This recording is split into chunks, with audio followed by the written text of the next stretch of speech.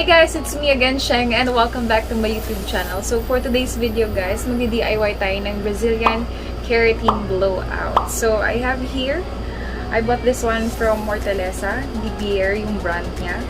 It cost 269 pesos. So set na siya, meron na siyang clarifying shampoo, keratin treatment, and yung kanyang conditioning cream. So later papakita ko sa inyo guys. So guys, if you're interested with this video, just keep on watching.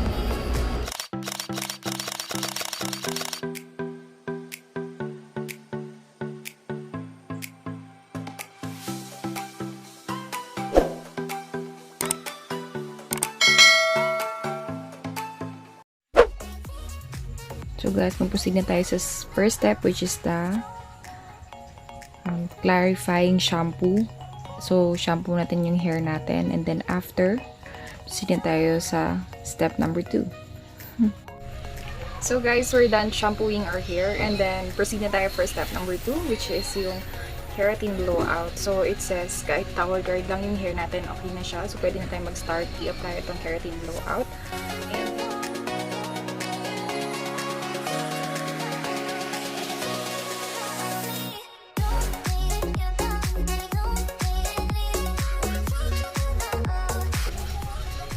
amoy ano siya guys, amoy parang chocolate, parang mango, ganun.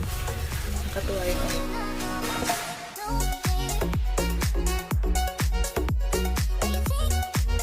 Mag-DIY ka, malaking bagay talaga siya. Pero syempre, titignan natin yung result after, kung gano'n siya ka-effective sa hair natin. And bang niya, promise. Even yung clarifying shampoo niya, same scent sila.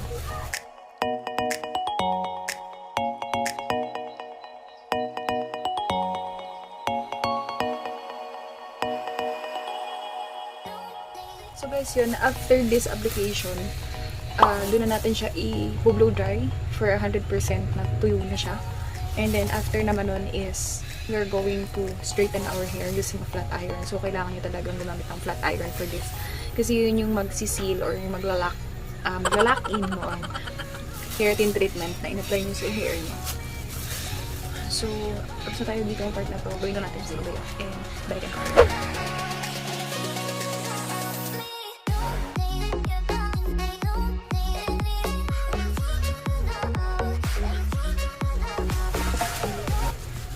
Ano naman siya. Pero siguro dun sa chemical niya. Medyo kaskat siya sa ilong. Although, sweet yung scent niya. So, nakakatuwa lang kasi minsan kapag nag-DIY tayo guys, is kapag naisip nyo kung gano'ng kalaking savings yung nasi-save nyo. So guys, we're done applying the keratin blowout on our hair. So, next step is hair dryer. So, I have kapag medyo sensitive talaga yung ilong nyo, parang hindi siya hindi mo kakayanin ng walang mask. Even may mask na naamoy ko pa rin. Siguro nga kasi diba we are blow drying our hair, so yung air nun.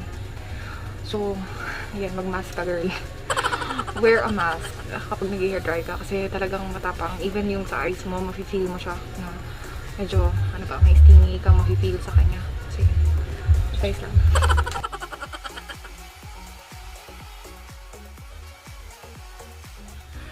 Hindi ko kinaya. Just, medyo mapili talaga siya sa eyes. Hindi siya. Few minutes later.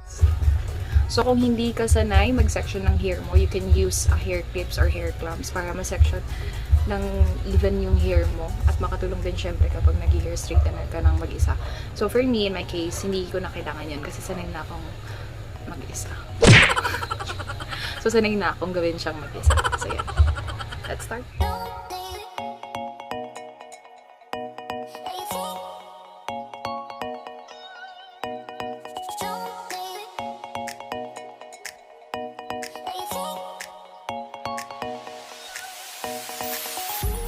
So, ang next step natin after nitong hair straightener is let your hair mag-cool down muna.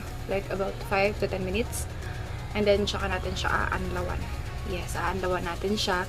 And doon natin gagamitin yung third step or yung third bottle, which is yung conditioning cream. Conditioning cream. So, yun. Tapusin lang natin tong hair straightener na to.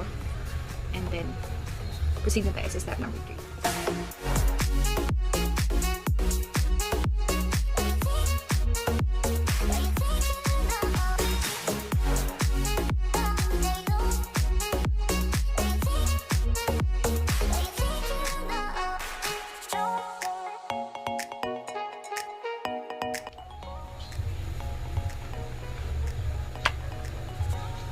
So, as you can see guys, we're done on this part.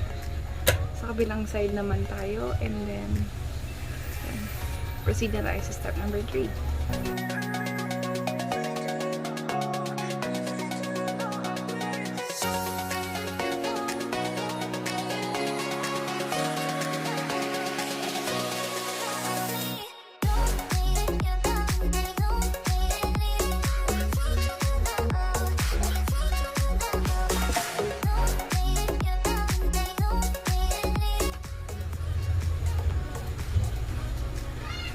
So, I think we're done guys. And so, yan, palamigin lang natin yung hair strands natin. And then, anlawan naman natin siya using the conditioning cream. And again, another set for a hair dryer and hair straightener yan. And that will be our final touch. A few moments later. Hello guys, I'm back and nakapag-rinse na tayo ng hair ko using the conditioner cream, which is yung third step natin. And yung next ito is to blow dry na, and then yung final touch ng ating iron. So, let's do this.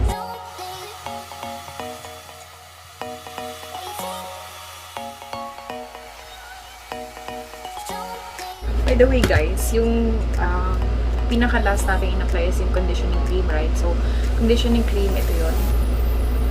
So, yun siya. Yung amoy niya, yung color niya, is same with the Brazilian Keratin blowout. So, same sila.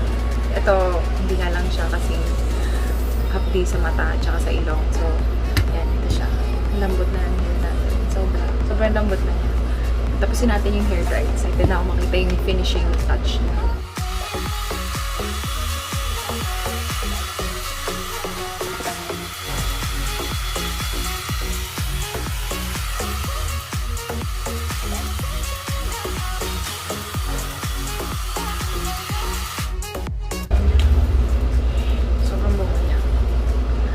Siyang chocolate mousse.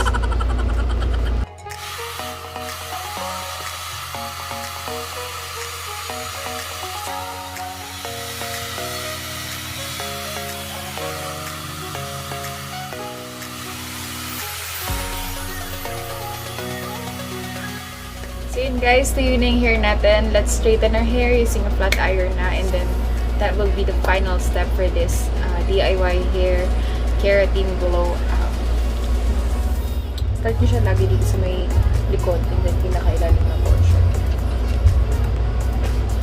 Tapos mas maganda guys kung medyo mas manipis yung pag-section ng hair. So since ito na yung last step guys, hindi na natin siya kailangan anlawan for about 2 to 3 days. So para ma-absorb ng hair natin yung treatment, hindi natin muna siya aalawan for 2 to 3 days.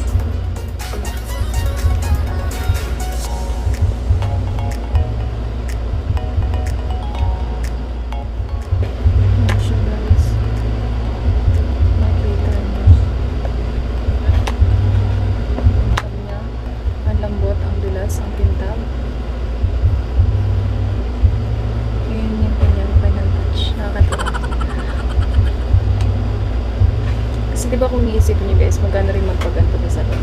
Pero kung meron ka namang like hair dryer and hair straightener, so gagawin mo lang, bibili ka lang ng treatment. Maganda guys, bumili na kayo dun sa mga trusted na stores like Watson's or HORTALEZA or HBC. Kasi at least kahit paano, sure ka na yung ginagamit mo is original. Kasi mahirap din naman na peke yung magamit natin, especially sa hair, kasi pwede siyang mag-cause ng damage sa hair natin, and worse is pwede natin ma-experience yung maglagas yung hair natin kasi peke yung mga chemicals na ginagamit natin for our hair. So, mas maganda, purchase niyo yung mga ganitong products sa mga trusted na stores. Para hindi nyo rin talaga pagsisisihan. Yan na siya. Tadaan! So, next na natin yung kabila. Hindi pala maayos yung section ng hair ko. Masyado akong excited.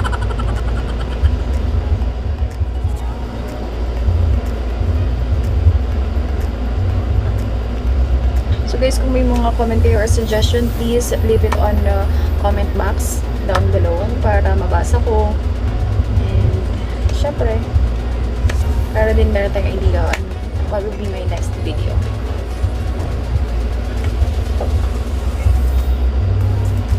And huwag niyo rin kalimutan guys mag-subscribe ha. Please. Yan na siya.